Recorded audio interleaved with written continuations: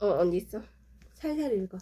여러분 사이에 음행이 있다는 소문이 들립니다. 어떤 사람이 계모를 데리고 살고 있다고 하는데 그와 같은 음행은 이방인들 사이에서도 볼 수 없는 일입니다. 그런 사실을 알고도 여러분은 자만하고 있으니까 오히려 여러분은 슬퍼하고 이런 음행을 행한 사람을 여러분 가운데서 쫓아내야 하지 않겠습니까?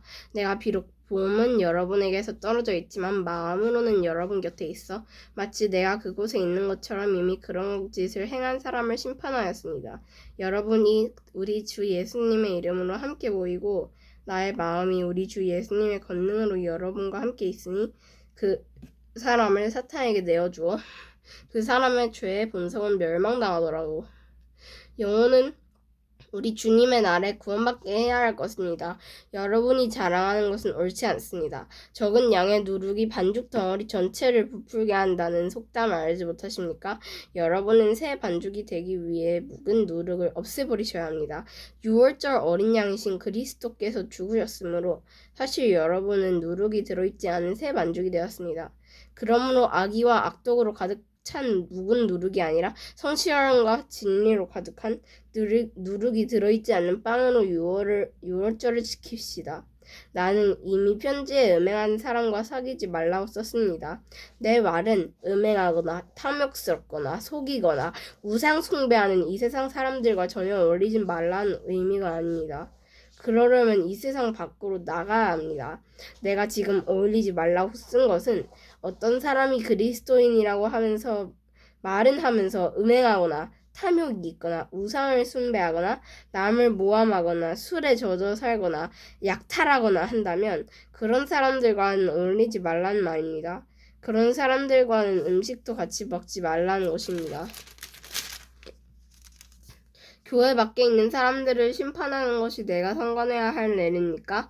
여러분이 심판해야 할 사람들은 교회 안에서 죄를 짓는 사람들이 아닙니까? 하나님께서는 교회 밖에 있는 사람들을 심판하실 것입니다. 여러분 중에 악한 자를 쫓아내십시오. 여러분 중에 어떤 사람이 다른 사람과 다툼이 있을 때 성도들에게 해결해달라고 하지 않고 왜 그것을 세상 법정에 고소하려고 합니까? 여러분은 성도들이 세상을 심판한다는 사실을 알지 못하십니까? 여러분은 세상을 심판해야 할 사람들인데 사소한 문제에도 여러분이 직접 심판할 능력이 없단 말입니까? 우리가 천사들을 심판한다는 사실을 알지 못하십니까? 하물며 이 세상의 사소한 일들이야 어떻게 했습니까? 그런데 이런 일상적인 문제로 다툼이 일어날 때 여러분은 왜 교회에서 멸시하는 세상 사람들을 재판관으로 앉히는 것입니까? 난 여러분들을 부끄럽게 하려고 이 말을 하는 것입니다. 아니 여러분들 중에는 신자의 간의 문제의 물을 해결해 줄 만큼 지혜로운 사람이 한 사람도 없단 말입니까?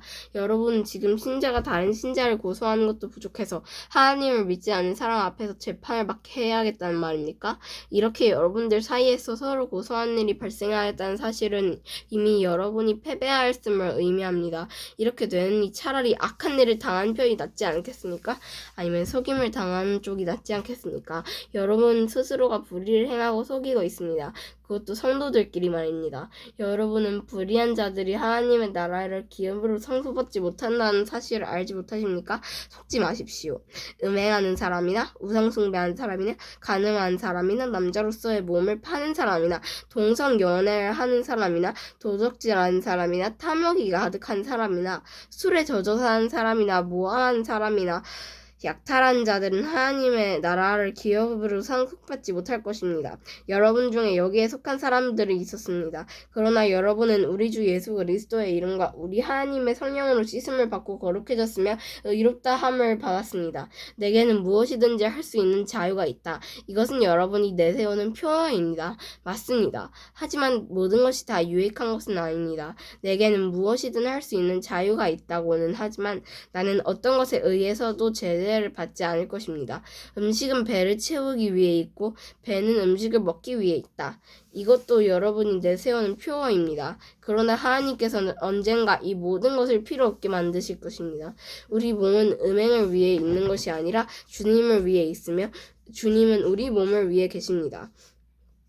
하나님께서 주님을 살리셨으니 그분의 능력으로 장차 우리도 살리실 것입니다. 여러분의 몸이 그리스도의 지체인 것을 알지 못하십니까? 그렇다면 내가 그리스도의 지체를 떼어 내 창녀와 한 몸으로 만들 수 있겠습니까?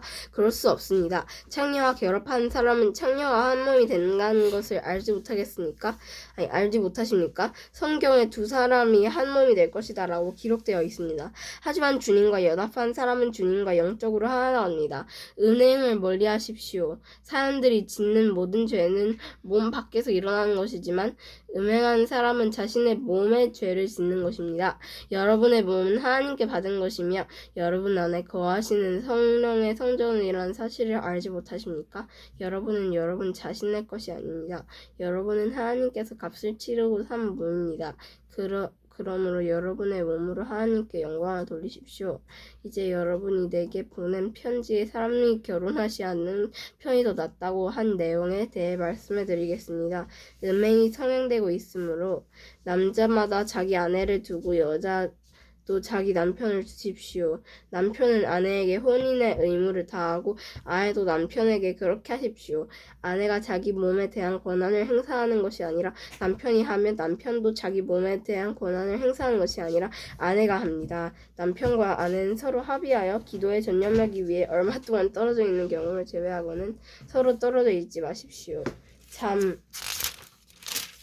잠시 떨어져 있는 경우라도 사탄이 여러분의 약함을 틈타 시험할지 모르니 그 후에는 다시 합치십시오. 이것은 내가 충고로 드린 말씀이지 명령은 아닙니다. 나는 모든 사람들이 나처럼 지내길 바랍니다. 하지만 각 사람마다 하나님께 받은 은사가 달라서 어떤 사람은 이러하고 또 다른 사람은 저러합니다. 결혼하지 않은 사람들과 과부들에게 말합니다. 여러분도 나처럼 결혼하지 않고 지내는 것이 여러분에게 좋습니다. 그러나 자신을 절제할 수 없거든 결혼하십시오. 욕정에 불타는 것보다 결혼하는 편이 낫습니다. 이제 이미 결혼한 사람들에게 명령합니다. 이것은 나의 명령이 아니라 주님의 명령입니다. 아내는 남편과 헤어지지 마십시오. 남편과 헤어진 일이 있게 된다면 결혼하지 말고 그대로 혼자 지내든지 아니면 전 남편과 다시 합쳐야 합니다. 남편 역시 아내를 버려서는 안 됩니다. 그 외에 사람들에게 말합니다. 이것은 주님의 말씀이 아니라 내 생각입니다. 어떤 남자 신자에게 믿지 않은 아내가 있는데 그 아내가 남편과 함께 살고 싶어하면 그 아내를 버려서는 안 됩니다. 어떤 여자 신자에게 믿지 않는 남편이 있는데 그 남편이 아내와 함께 살고 싶어하면 그 남편을 버려서도 안 됩니다. 그것은 믿지 않는 남편이 아내를 통해 거룩해지고 믿지 않는 아내가 남편을 통해 거룩해지기 때문입니다. 그러지 못하면 여러분의 자녀도 깨끗하지 못할 것입니다. 하지만 여러분이 보시다시피 여러분의 자녀가 거룩합니다. 그렇지만 만일 믿지 않는 남편이 헤어지려 하면 그렇게 하도록 하십시오. 믿는 남자나 여자나 그런 상황에선 상대방에게 얽매일 필요가 없습니다. 하나님께서는 우리를 평화롭게 살게 하려고 부르셨습니다. 아내 된 사람이여 그대가 남편을 구원할지 어떻게 알겠습니까? 남편 된 사람이여 그대가 아내를 구원할지 어떻게 알겠습니까? 각 사람은 주님께서 각 사람에게 나눠주신 대로 그리고 하나님께서 부르신 위치를 그대로 유지하며 살아가십시오. 이것은 내가 모든 교회에 세워준 원칙입니다.